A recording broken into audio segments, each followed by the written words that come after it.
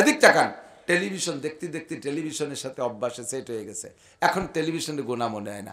আমি আর সদর শাহ হুজুরির বড় ছেলে হযরত ওমর আহমদ শাহ হুজুর রহমাতুল্লাহ আলাইহি দুইজন কিশোরগঞ্জ গেছি মাহফিলে। তো যাইতে যাইতে রাত 9টা বাজে গেছে, দূরের থেকে গেছি, নিজস্ব গাড়ি না, লাইনের গাড়িতে। যার পরে এক বিশাল বড় লোকের বাড়ি রিসিপশনে আমাকে দুইজনে বসতে দিয়েছে। বসতে দিয়ে রিসিপশনে বসাইয়া টেলিভিশনের পর্দা 3.5 হাত, ভিতরে এক গুল্লি দিয়ে এসে যে নাস্তা রেডি হয়নি, উনি টেলিভিশনটা অন করে দেখে হুজুর দেখতে থাকেন, আমি নাস্তা নিয়েছি। ব্রেকফাস্ট, প্রথম ব্রেক টেলিভিশন দিয়ে। ব্রেকফাস্ট মানে কি? First break. ঢুকেই আমাকে দুইজনের টেলিভিশন দেখতে বসাই দিয়ে গেছে। হুজুর কামি আজকে কি ওয়াজ করবার, প্রথম 2 হুজুরের টেলিভিশন। হুজুর তো ঘুমটা বুড়িতে রয়েছে, আমি লজ্জায় কি করবো বুঝতে পারতেছি না। তা তালা সালাতিও দিছে পাইলে, বন্ধু হতে দিছে পাইলে। পরে হুজুর কাছে যাদের নারী কোহানে ডুয়োন ও সেটা নিয়ে উঠে গেল। তো যে প্লাগ জারে ডুয়াই দিয়া ও সুইচ বুইচ চিনি রে, ওইটা ধরে টানি গুলিয়ে এলাই দিছি। বাড়িওয়ালা তো দেখতে দেখতে তার স্বভাবের সাথে সেট হয়ে গেছে। টেলিভিশনে যে গুণা এটা সে মনে করে না, মনে করে আমরা যেমন দেখি হুজুর ওইরকম দেহ। আপনি সব জায়গা নামাজ যদি এর ভিতরে সেট হয়ে যায়, এদিক তাকান, রোজার নাম রাখো, হজের নাম করো। বলেন রোজা, রোজা, হজ, যাকাত দাও, নামাজ পড়ার আরবি হলো ইকরা। অথচ কোরআন শরীফে যত জায়গা নামাজের কথা আছে, ইকরাউস সালাত কোন জায়গা নাই। নামাজের সাথে আছে আকিমু, কায়েম করো। কায়েম করার মানে হলো বাস্তবায়ন করো। কায়েম করার মানে কি? খেয়াল করেন, কায়েম করার মানে নামাজের একটা বাস্তবতা আছে, সেই বাস্তবতাকে বাস্তবায়ন করো। নামাজের বাস্তবতা কি? নামাজের বাস্তবতা আল্লাহ পাক বলেছেন দুইটা। একটা হলো তানহা আনিল ফাহশাই ওয়াল মুনকার, নামাজিকে সব আকাম থেকে নামাজে বাঁচায়। আরেকটা আল্লাহ বলেছেন ইন্নাল হাসানাতি ইউযহিবনাস সাইয়্যাত, নামাজি ব্যক্তিকে নামাজে তার জীবনে সব গুনাহ মুইসা সাফ করে দেয়।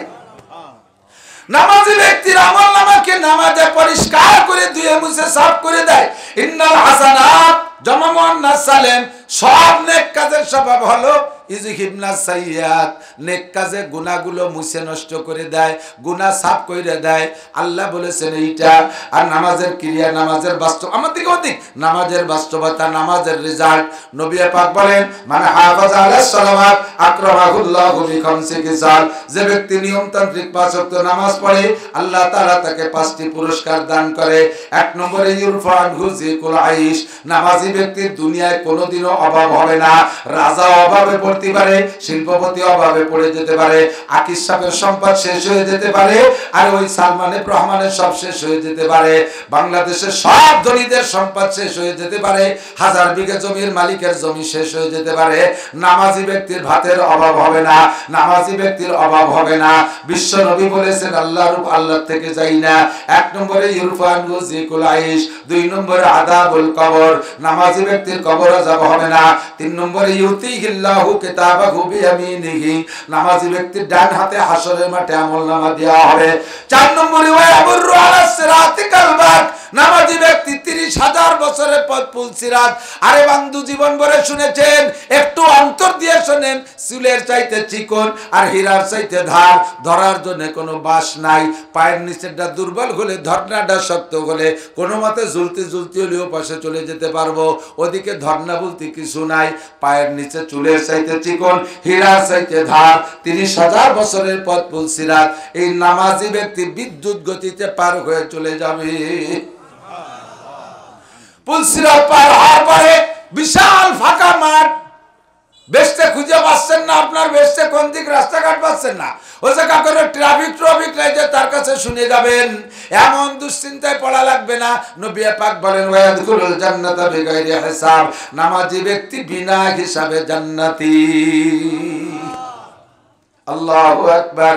নামাজের ফলাফল 2টা। কয়টা? মনে রাখেন, একটা হলে এক হাদিসের মধ্যে যে 5টা আছে, 5টা মিলে একটা হাদিসের বর্ণনা হিসেবে বলছি। আর একটা হলো আল্লাহ পাক নিজেই বলেন নামাজি ব্যক্তিকে নামাজে সব অন্যায় থেকে ফিরায়। এই দুইটা জায়গা যদি আপনার দুইটা রেজাল্ট যদি আপনি পান তাহলে বুঝবেন যে নামাজ প্রতিষ্ঠিত হয়েছে।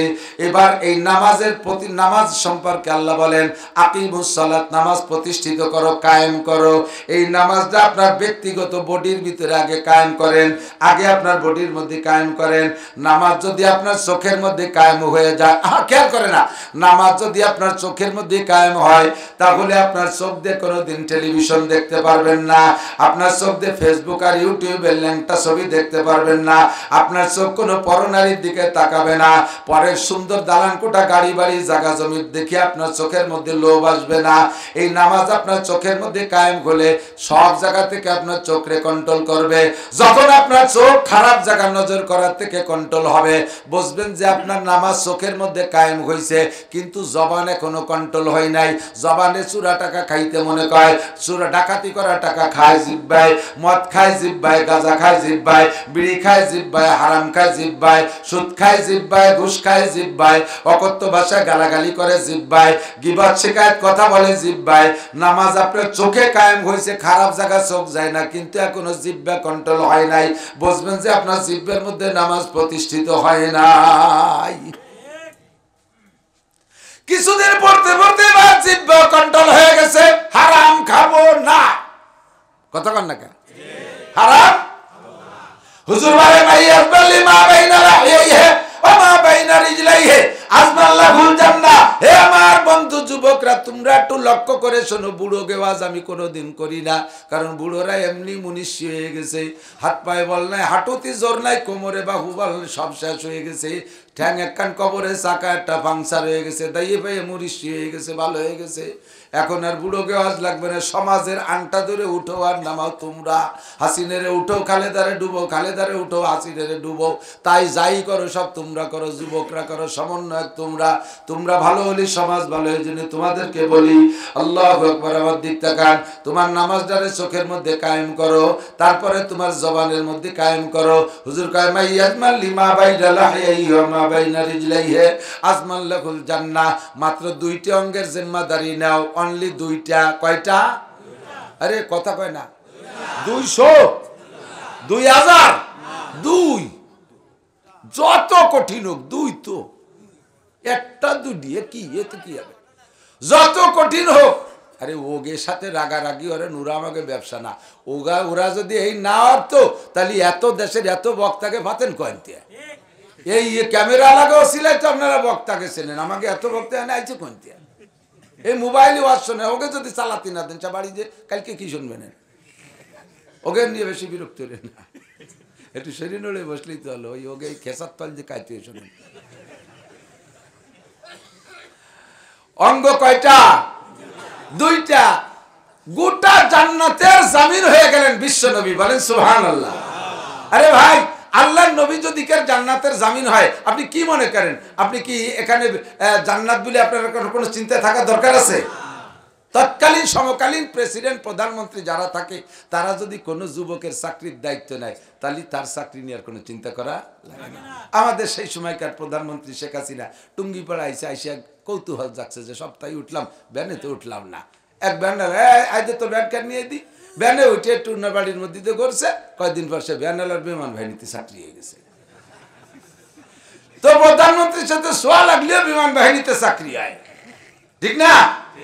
তো নবী পাক যদি জান্নাতের জামিন হয়, তাহলে আপনারা কোনো চিন্তা আছে? আপনাকে 2,02 কোটির কথা বলে নাই, মাত্র দুইটি অঙ্গের কথা বলছে। কয়টা? এক নম্বরে মা বাইনা লাহিয়া, লেহিয়া মানে দাড়ি, আর লাহিয়া মানে মাড়ি। লেহিয়া মানে দাড়ি আর লাহিয়া মানে মাড়ি, দুই মাড়ির মাঝখানে একটা নরম অঙ্গ, নাম কি? জিহ্বা। আর আছে নাকি? জিহ্বায় আর নাই কে? এই হাতের মধ্যে আড় আছে, সব জায়গায় আছে, কানেও কিন্তু আর না, এটা বকরুম বকরুম পাবে, মলমরি, আড়ও না গোস্ত না, সব জায়গায় আড় আছে, জিহ্বে আর নাই কে? কাজবারায় নরম গুপ্তন সুজ্জাবে উস্তকা গুপ্ত গুয়েলা মুলায়েম নিষ্ঠকারে আকেলা। জিহ্বের মধ্যে আর দেয়নি আল্লাহ এর জন্য যে জিহ্বে দিয়ে কথা বলতে হবে, যাতে জিহ্বের মধ্যে আর না দিয়ে জিহ্বের নরম রাখছি, নরম জিহ্বে দিয়ে নরম নরম কথা কবা, মিঠে মিঠে কথা কবা। ওর মধ্যে আর দিলি শক্ত হয়ে যাচ্ছ, শক্ত শক্ত কথা হতো, এই জন্য আল্লাহ খেয়াল উঠিয়ে এই জিহ্বের মধ্যে আর দেয়নি। কিন্তু সেই নরম যে কি গরম, হ্যাঁ, জারাতুস সিনানিল হাল তিয়ামু ওয়ালা ইয়ালতামু মা জারাহাল লিসানু। দাও দে কব দিলি কাইটে যায়, সেলাই দে মলম দিলি সারিয়ে যায়। ছুরি দে কব দিলি কাইটে যায়, সেলাই দে মলম দিলি মিশে যায়। জিব্বে দে কব দিলি কাইটে যায়, দুনিয়া সব কিছু ঢালিয়ে দিলেও সেই দাগ মেটে না। এমন কথা একটা কইছে যে তুই যা ওরি চলিস, তুই তোর এই কথা কিয়ামতে আমার মনে পড়বে, তুই সামনে আসিস না, ঠিক কিনা? এই নরমের বিশাল গরম, দুইটা নরম, দুইটি অঙ্গে হাড় নাই, জিব্বেও হাড় নাই, লজ্জাস্থানেও হাড় নাই। হুজুর কয় দুইটি অঙ্গ, এক নম্বরে দুই মাড়ির মাঝখানে নরম অঙ্গ জিব্বা, দুই নম্বর হলো দুই রানের মাঝখানে নরম অঙ্গ সরঙ্গা।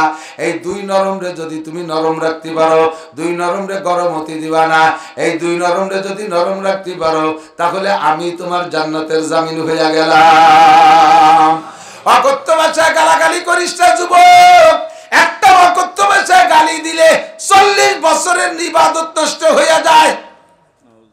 কিছু বিল্লাহ কবেন না, কি বিল্লাহ? 40 বছর কয় যে এক বেলার ইবাদত নাই, নষ্ট হবে কি? 40 বছরের ইবাদত, ইবাদতই করিনি তো নষ্ট হতে তো কিছু তা লাগবে। তুমি তো ওই চিন্তা মনে হচ্ছে নষ্ট হওয়ার কিছু নাই, বিদায় কাজাবো ফাটার সাথে পাল্লাই দিয়ে।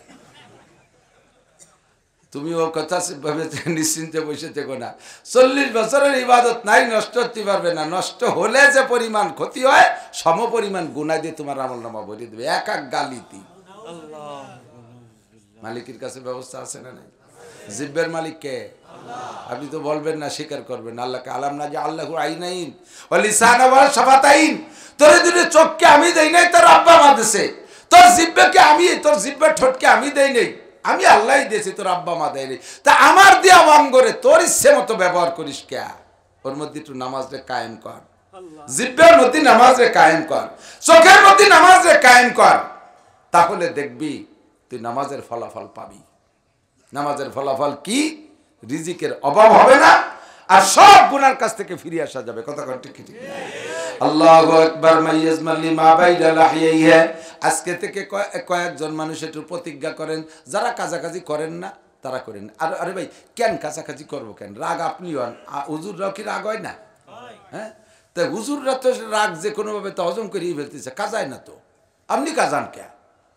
এমন বকাবকি স্বভাবে পরিণত হয়ে গেছে, মানে বকা নিজের দেশে টেরও পায় না, গতানুগতিক বাড়িতে দেয়। 5টা কথার ভিতরে 3টে গালি, 2টে কথা। এ কাজাইস কে? কখন কাজাইছি, মানে ওটার সেট হয়ে গেছে। হিতে ঘুরতে তালে আছে, আসতেই তালে আছে। প্রত্যেকটা জিনিস এরকমই। ইবাদত যখন স্বভাবের সাথে সেট হয়ে যায়, তখন ইবাদত করতে কষ্ট হয় না। গুনাহ যখন স্বভাবের সাথে সেট হয়ে যায়, তখন গুনারে গুনাহ মনে হয় না। কতক্ষণ এদিক তাকান। টেলিভিশন দেখতে দেখতে টেলিভিশনের সাথে অভ্যাসে সেট হয়ে গেছে, এখন টেলিভিশনে গুনাহ মনে হয় না।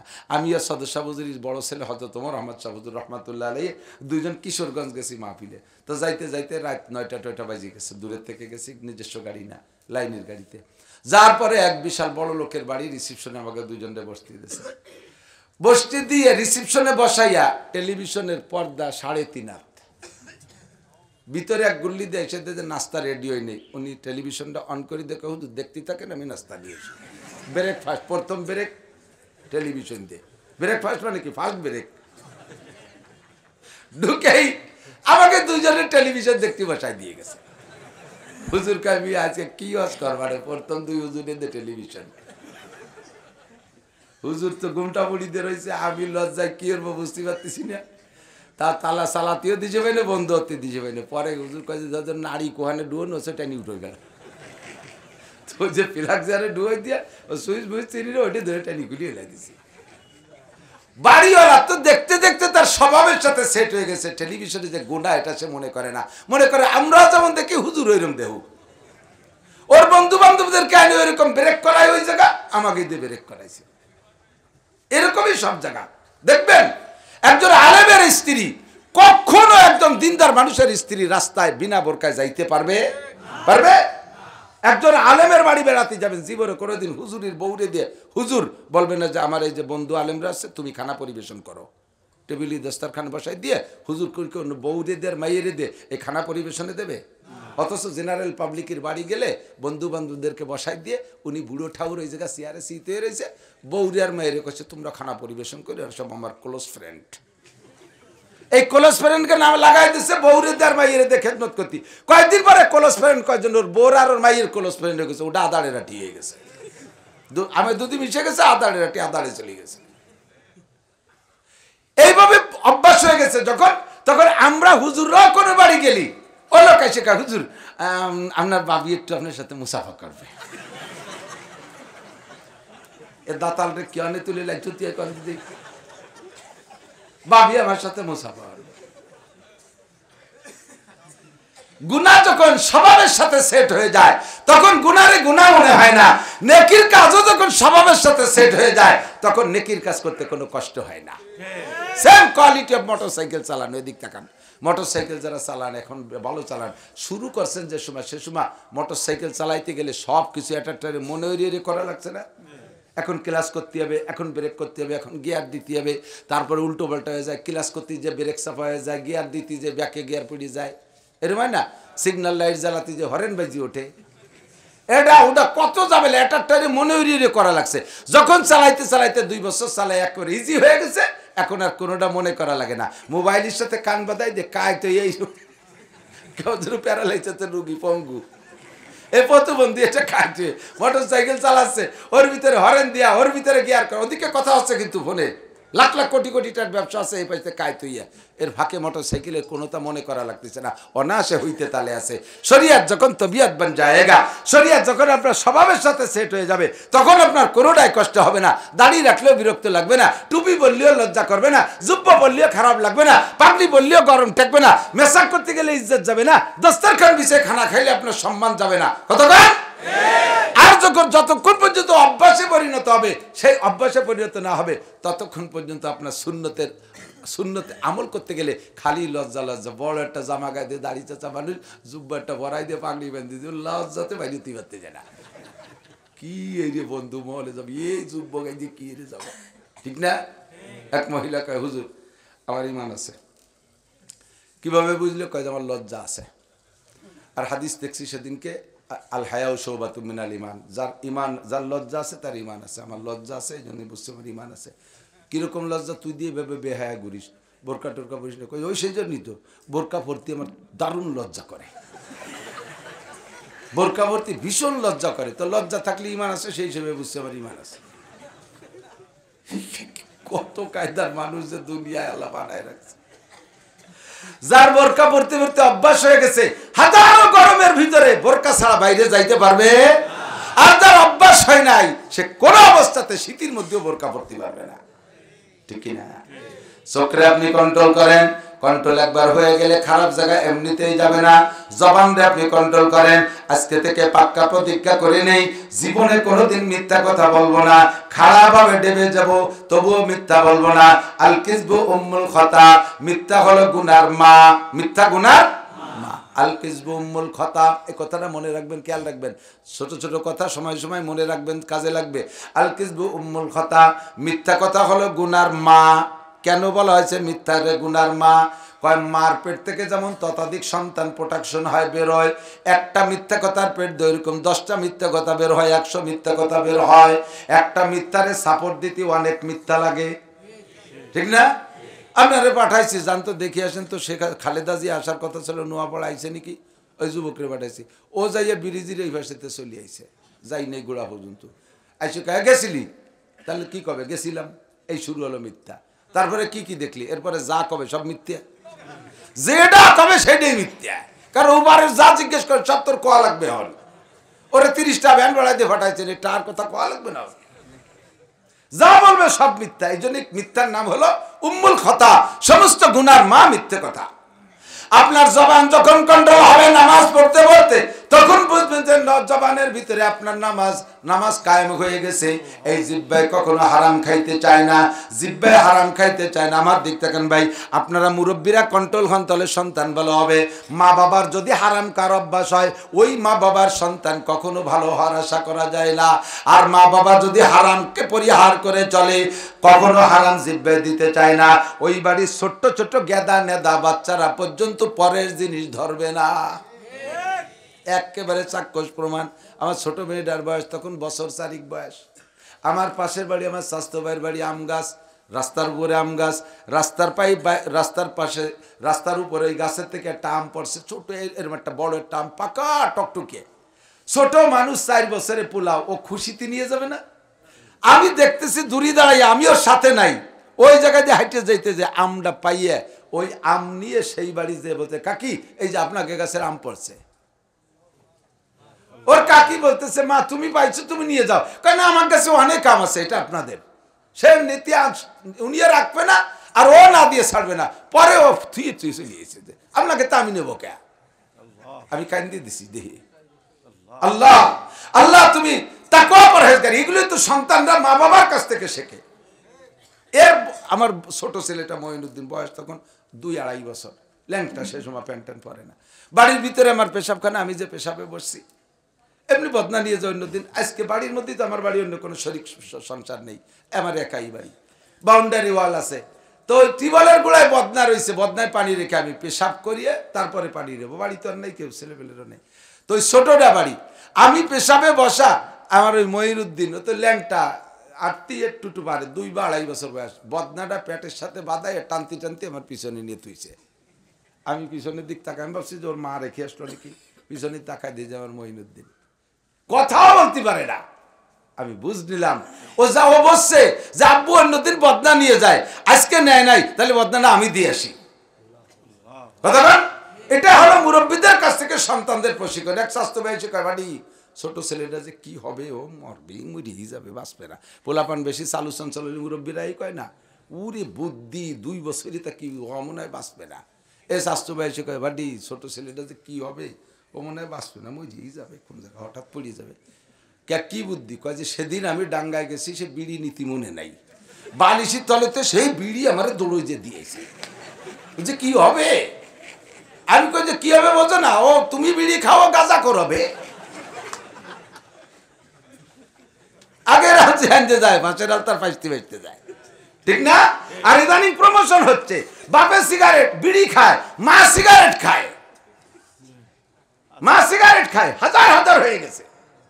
আর ছেলে মেয়ে গাঁজা বা ফেন্সিডিল খায়, ছেলে মেয়ে গাঁজা বা ফেন্সিডিল। জীবনে কোনোদিন মুরব্বীরা এই কি বলা হয়, আমি এই কথা বলবো বলে আসছিলাম যে ফতোয়ার কিতাবে লেখে, সিরিয়াল ধরে সব লেখে, একটার পর একটা তরতিবের সাথে লেখে, তাই বা দিয়ে গেছে, দূর চলে আইছি।